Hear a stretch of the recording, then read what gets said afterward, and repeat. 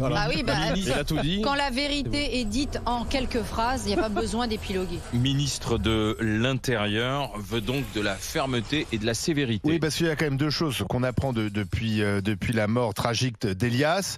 C'est tout d'abord, ces deux jeunes devaient être jugés pour vol avec violence, mais lorsqu'il s'agit de mineurs, on ne juge pas tout de suite. C'est-à-dire que dans un premier temps, ils sont convoqués par le magistrat. Le magistrat dit ce que vous avez fait, c'est pas bien.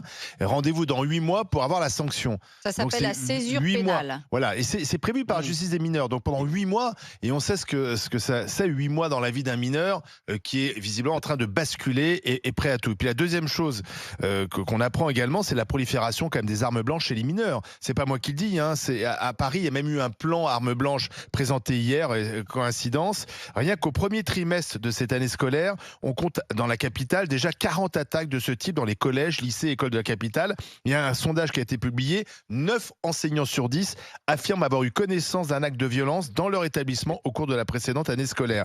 Donc la violence touche les mineurs de plus en plus jeunes.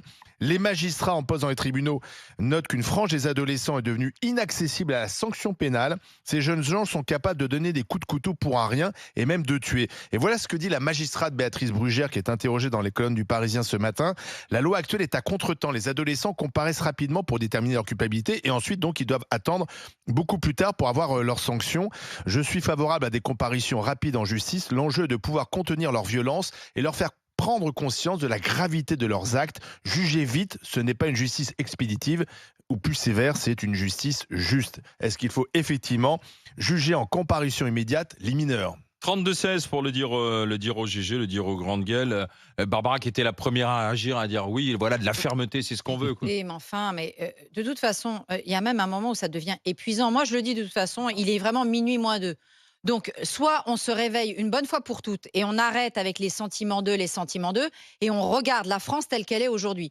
On a une aggravation très nette dans les jeunes générations de la violence.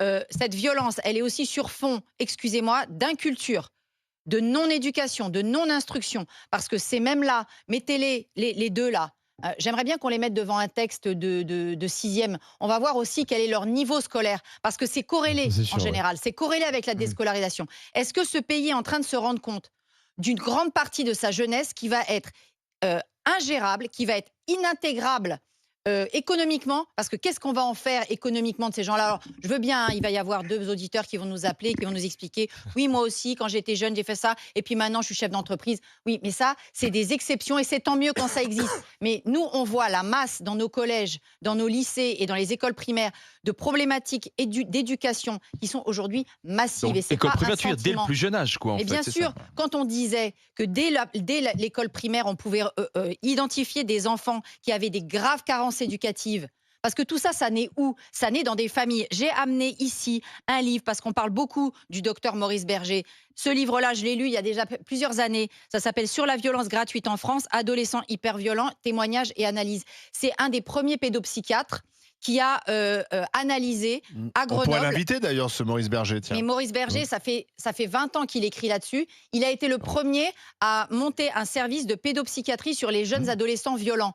Seulement, une partie de ce qu'il raconte, ça dérangeait certains. Oui, parce qu'il y a aussi des caractéristiques culturelles à certains types de violences. Ah, mais non, ça, il ne faut pas dire, ça, il ne faut pas faire. Donc, à force de s'être aveuglé, aujourd'hui, les paroles, excusez-moi, de pur bon sens de M. Retailleau, il n'est pas en train de nous découvrir un truc. Oh, ça alors, on ne savait pas.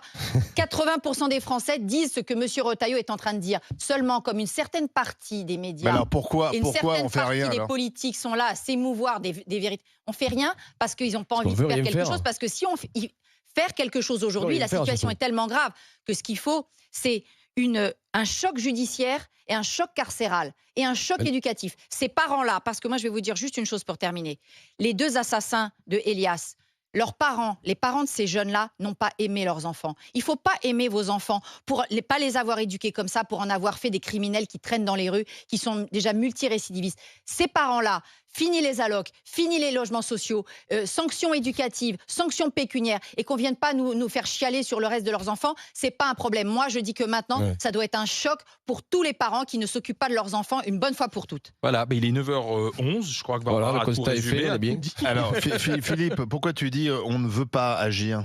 Mais, en fait, le fait d'avoir des armes blanches, etc., moi je le vois à la discothèque, c'est monnaie courante. D'accord, Ah parce bon que, enfin, depuis que j'ai changé un peu l'orientation, moi, mais avant, oui, selon la clientèle que nous avons, on fouille à l'entrée. Et effectivement, on retrouvait des couteaux, des sabres, Et ça, des poids américains. Les gens vont Des en boîte de gazeuses. nuit avec un sabre. Ouais, Un ça, sabre ce que j'appelle pliant. un sabre, c'est un Oui, une petite machette. ou une Quoi. petite machette, sans me parler de tout ce qu'il y a dans le coffre des voitures. Donc tu l'as constaté, toi, la Ah oui, prolifération oui, des armes les blanches. armes, on l'a constaté, parce qu'on a été obligé au début, on n'avait pas de portique de sécurité, etc. C'était bon enfant, puis après on a été obligé, parce qu'à tout moment, puis en plus, on ne sait pas sur qui on tombe. On peut tomber sur un gars qui va vous planter, et puis bon, on n'est pas là pour ça. Donc, Et quand tu on le confisques confisque, les armes, et après, il accepte quand même Ah non, en général. Ah oui. Ah non, c'est pas de tout repos. Hein. Donc en général, on les garde, puis après, je les donne aux gendarmes. Ah oui. Voilà, et oui. Ah oui, tu n'aimais pas la consigne et tu leur rends en partant.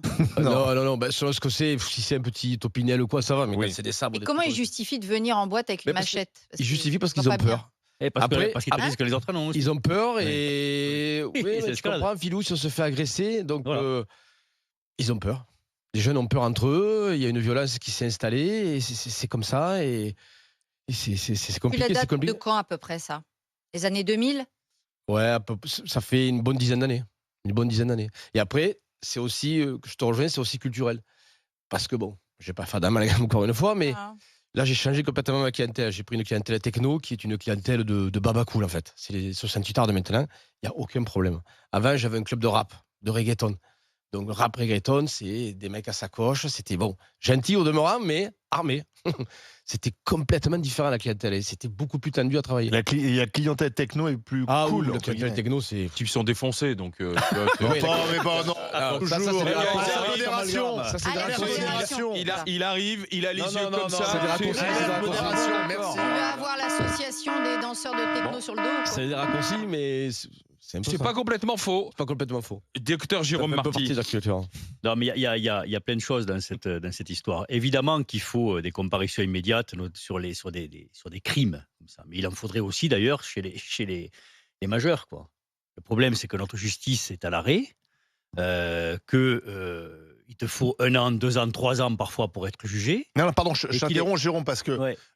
lorsque c'est long pour les adultes, c'est parce qu'il n'y a pas assez de, Oui, de mais on est moyens. d'accord. Là, pour les mineurs, Oui, mais- c'est la procédure. Oui, mais La est-ce que- procédure, non mais la procédure, Non, c'est ce mais que si m'ont je expliqué hier les spécialistes. La Non, mais mon procédure, cher- c'est on convoque les mineurs, Non, mais je on leur sais dit ce que vous avez bien, fait, c'est pas bien, Olivier. rendez-vous dans 8 mois. Je sais tout ça. Arrêtons avec, il n'y a pas de Olivier, moyens dans la je justice. sais tout Et ça. on est débordé. Le seul C'est un peu trop facile. Le seul truc, on a parlé, elle nous a cité un pédopsychiatre.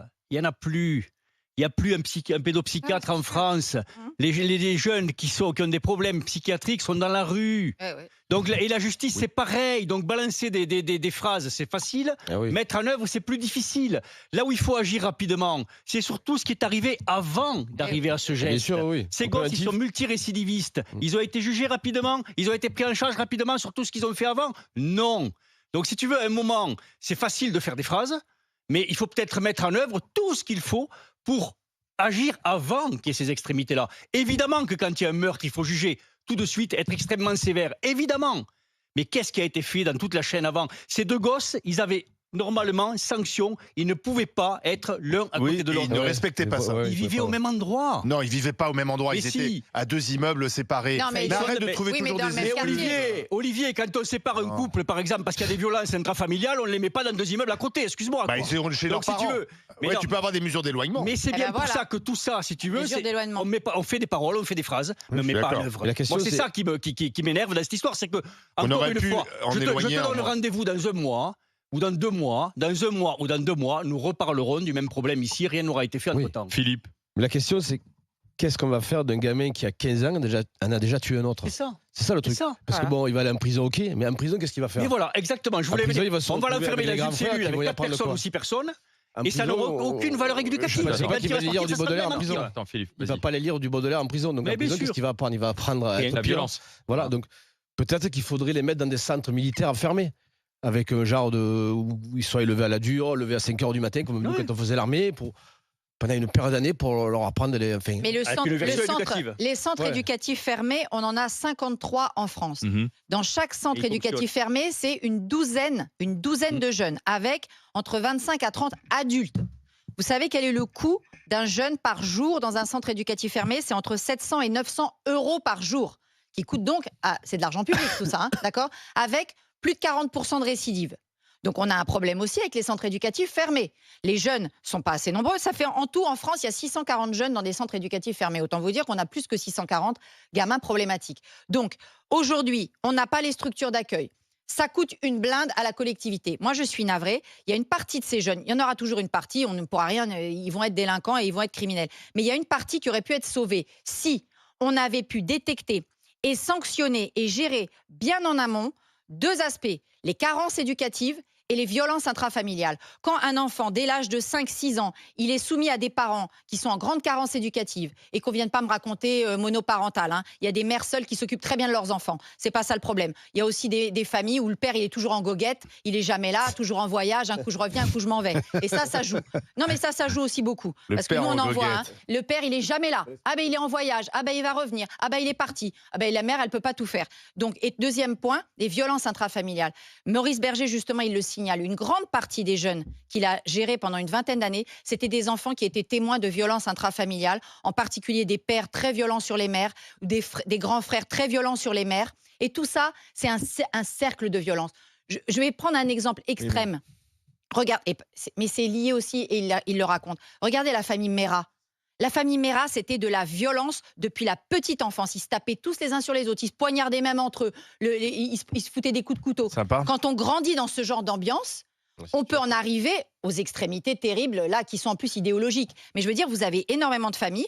Les violences intrafamiliales. Regardez la petite Amandine, plein d'enfants maltraités. Oui, mais ce que je comprends pas, c'est que dans On l'histoire fait rien dans ce pays. Non, mais l'histoire de ces deux jeunes, les deux jeunes, ils étaient connus à tel point que le préfet Nunez J'aimerais bien voir a les dit familles, moi. ils étaient tellement Ils les ont retrouvés connus de suite. qu'on les Mais a oui. retrouvés tout de suite. Ouais. C'est-à-dire que la police les connaissait tellement que les Mais deux oui. jeunes, donc ils étaient identifiés comme étant les deux petits voyous du quartier. Ouais. Ils devaient être jugés, ils ne devaient pas se rencontrer. Les familles étaient connues. La mère du 14e, Madame Petit, a Oui, dit Aurel. on connaissait les familles, on intervenait, etc. Ouais, c'est ça. Des familles qui sont La très aidées socialement, logement social, aide personnalisée, etc.